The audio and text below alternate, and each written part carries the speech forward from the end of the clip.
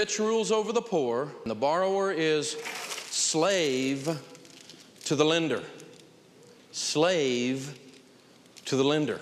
You see, what happens to most of us is we get out of school and we get married, right? No, this is not marriage. But Sharon and I, we got out of school. We had a little bit of a student loan debt. We had too much on a MasterCard and a lot on an Amoco card, because when I was in college, I bought a couch on my Amoco card. I don't think you're supposed to do that, are you? Guy said it was okay, though. And we started off our lives broke. You remember when you started off broke. We ain't got money, honey, but we got love. Good thing, too, because we ain't got no money. And we were eating off a card table, driving a 1902 Pinto, just getting our life started. You remember. And that's about the time all those Pintos were blowing up. I don't know if any of you remember that or not. And my wife was driving the Pinto, so we were getting a little worried here. My buddies are going, bet you got good life insurance, don't you? So I got all embarrassed, went and bought my wife a brand new car I wanted. Yeah, some of the ladies understood that one, yeah. And then we're in this little apartment watching this television sideways that we bought at a garage sale. And so I went down to one of the electronics store and to get me a good television. 90 days, same as... Yeah, you know about that, because I'm a finance major. I'm going to get that free money. I'm going to use that free money. I'm going to beat them up. And I bought a stereo television, which meant I had to get a stereo. And then I had to get an entertainment center to put all this stuff in. Now, we're in a one-bedroom flea-bag apartment eating off a card table, but we have a stereo system shaking 8-block area. Priorities, baby, priorities. And that's how we started off our lives. And then our friends came over and said, oh, you've been married 20 minutes and you haven't bought a house yet? Oh, renters go to hell. Oh, you can't be a renter. Gotta buy a house, gotta buy a house, gotta buy a house, gotta buy a house, gotta buy a house. Now listen, I want you to get a house, but broke people shouldn't buy a house. That blessing will turn into a nightmare. And so we went and we got a house with nothing down, because that's what we had to put down, nothing. They called it creative financing. We thought it was creative. Here we got no money, we signed our name and got a house. This is just good. In America, what a country. And we bought a house in the same neighborhood that I grew up in. You see, Larry Burkett used to say, we spend the first 5 to 7 years of our marriage trying to attain the same standard of living as our parents. Only takes them 35 years to get there. So we're in the same neighborhood as mom and dad, had a better car than mom and dad, and for sure had a better stereo system than mom and dad. That's how we started off our lives. We have people that look like this come into our office all the time. They're going, dude, can you get me out? See, the sad thing is 52% of the marriages in America end in divorce. Of those that divorce in the first 7 years, well, guess what they tell us? 90% of those say marriage problems caused the young marriage to crash. Money problems caused the young marriage to crash. You see, it's no fun like this to be married. You know why? Your leg gets tired. So we made a decision, Sharon and I, that the borrower really is slave to the lender, that's as true as the fact that that is north. It's the truth. Whether we liked it, whether it was convenient, whether it hurt our feelings, it was still the truth. And we made a decision to get out of these things. And we worked like animals. We sold stuff. We drove old beat-up used cars. Our kids grew up in consignment sale. Yes, experienced clothing. But their college fund was funded, Oshkosh bagosh. And we made a decision we weren't living like everybody else. We figured out what normal was, and we didn't want any part of it. And it took us a while. It took us a lot longer than some of you that are working our program. But finally, we reached the point. Finally, we busted it, and we pushed, and we twisted, and we turned, and we sacrificed, and we didn't go on vacation, and we did all the stuff we talk about all the time. And finally, we paid off everything, even the house.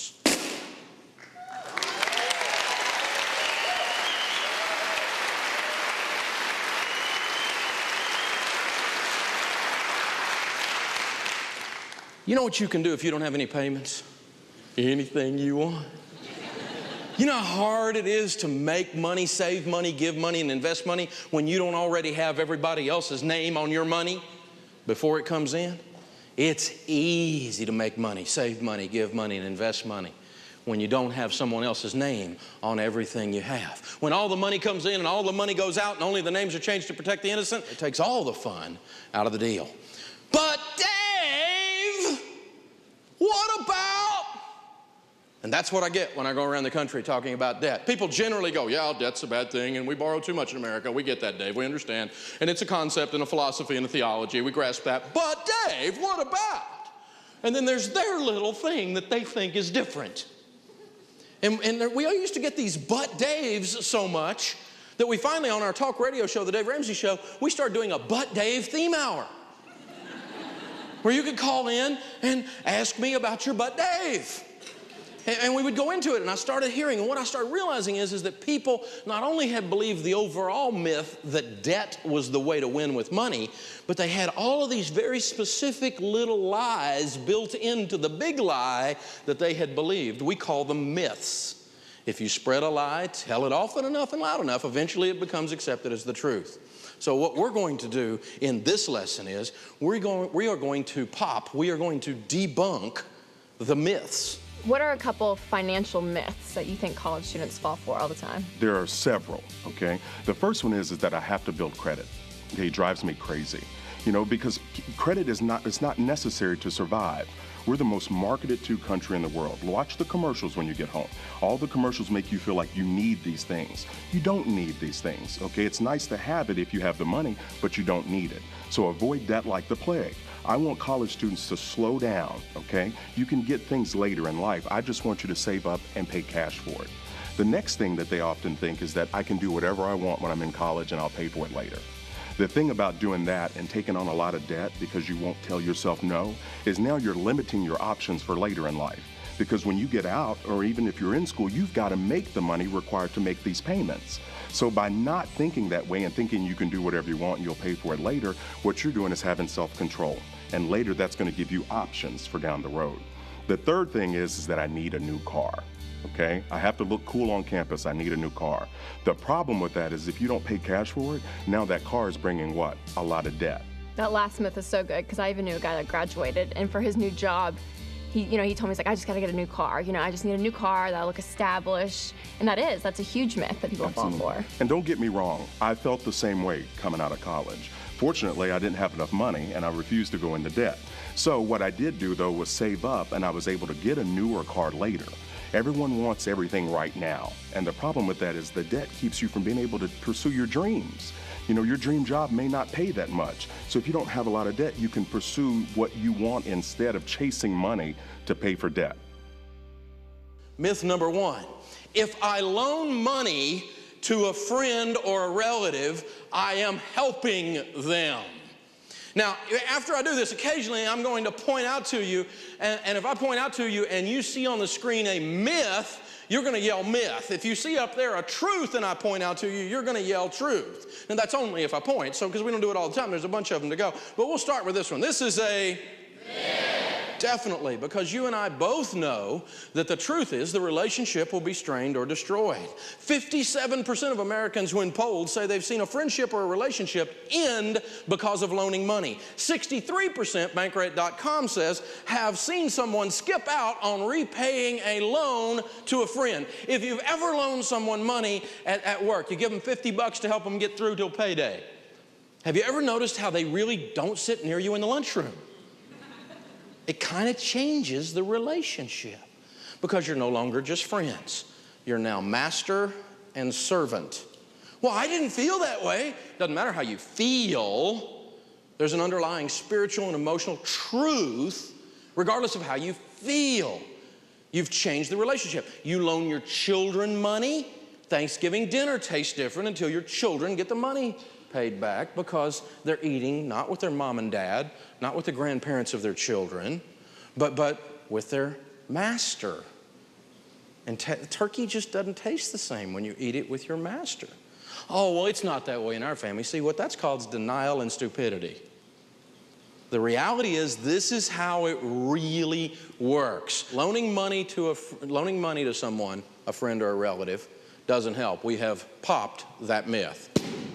All right. Now, myth. By co-signing a loan, I'm helping out a friend or a relative. Truth, the bank requires a co-signer because this is someone who's not going to repay. Why is this hard to figure out? This is a bank whose very job is to lend money. They don't make money unless they lend money, and they have deemed your relative or your friend to not be worthy of a loan. But you, in your all-knowing might and power, will overstep those bounds and go, I just know them different than you do. No, you don't. They're statistically a deadbeat looking for a place to happen. And let me tell you what happens when you co-sign. You will end up paying the bill. I've co-signed for 2 loans in my life. I paid both of them. One poor fella co-signed for me when I was going broke, and he ended up paying that. I had to go back and pay him back. It was a friend, but it strained the friendship just the same, because he just assumed Dave was going to pay for it. Well, Dave would have paid for it, but Dave didn't have any stinking money. And that's how that works. And you know, I've seen grandfathers loan their grandkids money to get a car at 20 years old, and then they don't see them for a decade because the loan goes bad. If you've got someone in your family that needs some help and you're thinking about co-signing a loan for them, or you're thinking about loaning them money, don't. If you have money and you think that they need the money, it's family, it's blood. Give them the money and don't expect it back.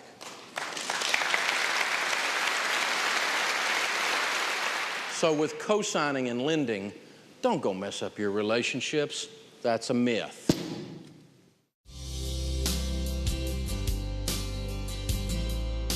Co-signing is never a good idea. It's kissing cousins like first cousins with borrowing money from your parents.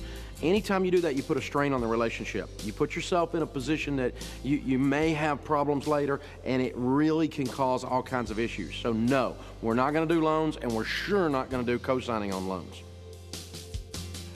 Myth, cash advance, payday lending, rent to own, title pawning, and tote the note lots are services to lower income people to help them get ahead. Truth, these are horrible, greedy ripoffs that aren't needed and benefit no one but the owner of these companies. If you're running one of these companies, you're taking advantage of the poor, you're oppressing the poor, you ought to be ashamed of yourself. Stop it. 800%, 1,800%, 500%. I mean, you think credit cards are bad at 18%, you ought to deal with these characters. According to Sea Power magazine, military right now, military is one of the most aggressively targeted audiences by these people. As a matter of fact, I've visited a lot of military bases, and you know, when you leave a lot of military bases in America, installations across America, as you leave the base or the installation and you're driving out the road, what you've got on each side of the road for about 3 miles is stupid. Stupid of all kinds, right there just outside the gates, isn't it? And these young guys and gals that have just gotten into the military with their first paycheck, a lot of them just out of high school are out there, and they get tied up with these payday lenders so bad that the federal government had to pass a law, if you're in the military, you can't pay but 30% instead of 800% to a payday lender. Because what's happening is the payday lending is the #1 reason sailors are losing their security clearance, and they're getting a cut in pay because they get downgraded in pay grade when they lose their security clearance. It's killing us across the board. Not just military, everybody's falling for this junk. 80% of millionaires in America, though, listen to this, are first-generation rich. So how does that go into this other thing? Well, what I figured out is this. Tom Stanley in the book The Millionaire Next Door says 80% of America's millionaires are first-generation rich. That means they started with nothing, did smart stuff, and became millionaires. 8 out of 10 of them. Which is like the opposite of what we're talking about here, isn't it? And what I started thinking about is, you don't see these greedy ripoff things we're talking about in the rich end of town, do you? You don't see rent to own in the high rent district. You don't see title pawning or payday lending in the high rent district, do you? It's in the poor end of town, isn't it? You know why? Because there's 2 types of people in the poor end of town. There's broke people and there's poor people. And there's a difference. Mike Todd says, just like Dave Ramsey says, I have been broke, but I've never been poor. Amen. Poor is a state of mind. Broke is I'm passing through, I ain't gonna live here long. I don't like this place. It's a mentality difference, isn't it? And what I have figured out is if you do rich people stuff, even if you're broke, if you do and think and buy and spend and save and budget like rich people, eventually you get to be rich people. But if you're rich or if you're poor and you do poor people stuff, like these rip-off things, you know what you're going to be? It's behaviors, isn't it? I mean, if you're rich and you start running around with title pawning, you start running around with payday lending, you start getting ripped off and doing all these stupid things with money, in one generation you can undo what it took 3 generations to build, can't you? You can blow it all. And you can start from nothing, 80% of them did that are millionaires, and you can do smart stuff, rich people stuff, and get to be rich people. That's good news for people like me, because I had to do it twice. I had to go with a do-over. I got Mother May I penalty steps for stupidity and had to start the walk again. And so what you got to do is you got to think, what are rich people doing with money? And if I do rich people stuff, I get to be rich people. It doesn't matter where you live or where you are now. You're just passing through. You're either rich heading towards poor or poor heading towards rich. Or poor going to stay poor or rich going to stay rich. These are possibilities, right? They're the only 4 possibilities. And it's based on the type of people you interact with, like these characters. So these people aren't services to the lower income people. These people are ripping them off. They're getting rich on them too, but it's blood money. It's not good money. It's kind of dangerous money. So that one is definitely, we're serving lower income people. That's a myth. Done. Not doing that one. Myth, playing the lottery or other forms of gambling will make me rich.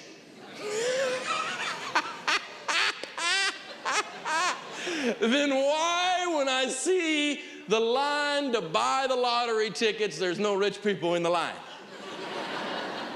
Why is it always Daryl and his other brother Daryl? Oh, it's entertaining to me to lose money. I do it for entertainment. It's entertaining? Why don't you just get some 20s and drive down the interstate and cause a car wreck by throwing them out? That'd be entertaining. I mean, just throwing money out the window. I mean, we might as well do something fun with it, you know? Go over at the mall, cause a riot or something, you know? But it's fun to lose money. The truth is, the lottery is a tax on the poor and on people who can't do math, because these are who play.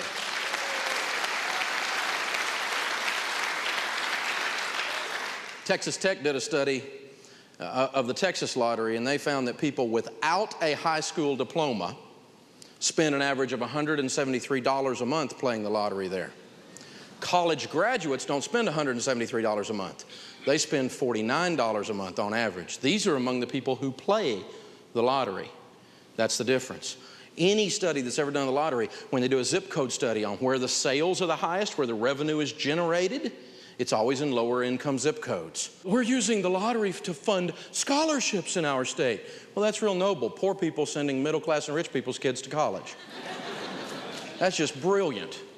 It's just brilliant. It's what it is. And you know, it's not a matter, this is a statistical fact. This is not even a moral statement. And it's not a biblical statement or a spiritual statement. I could make those about it that are an overlay on this subject, but this is just a simple statistical analysis. So let's try this. If you got someone or you know someone that's kind of, I don't know, plagued by the lottery.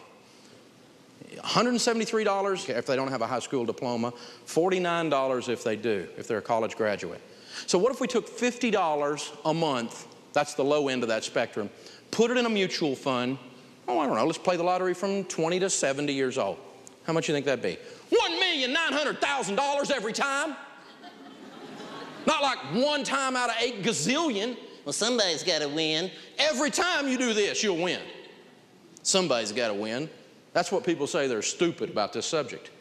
And I hope I'm making some of you mad and miserably uncomfortable. It's a gift I have.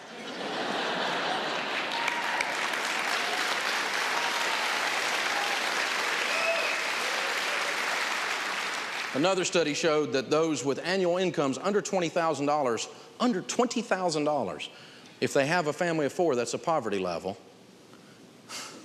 are playing the lotto twice as much as anybody who makes over $40,000. It's a tax on the poor. It is not a way to build wealth. That's the truth.